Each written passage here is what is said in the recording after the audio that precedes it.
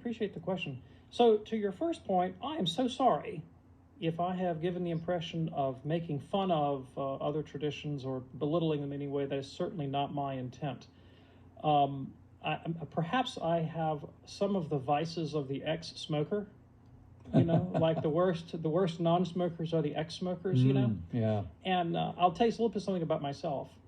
I was not raised a Catholic. I was raised in a fundamentalist group, and just truth be told, I have in adulthood come to realize that experience is quite traumatic in my life, and I think it did me an awful lot of harm. I mean, I derive some good and some benefit from that community, but a great deal of harm was done to me as well, and to my psychology and to my relations.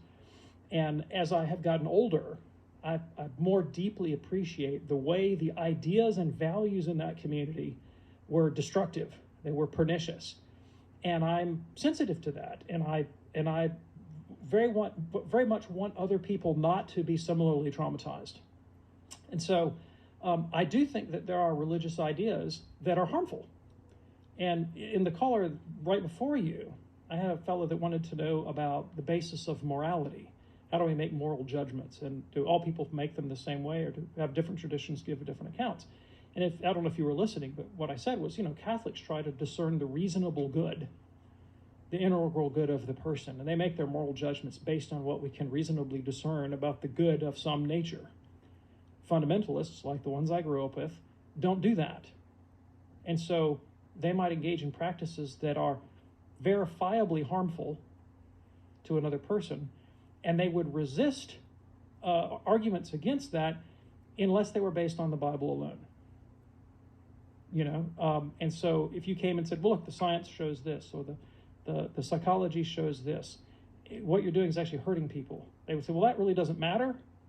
It only matters to us what we see in our tradition's interpretation of the Bible. Well, that's the kind of thing that gets under my skin because people are suffering. Now, I'm not suggesting that all traditions do that, but some do. And so I'm kind of alert to the significance and the power and the value of ideas. And that's really what motivates me. And so, you mentioned Lutherans. I have a tremendous respect and value for a lot of things in Lutheran tradition. I have Lutheran friends. I myself am a deep student of Luther. I spend an awful lot of time reading many thousands of pages of Luther and kind of immerse myself in it. And I recognize that there are genuine insights there.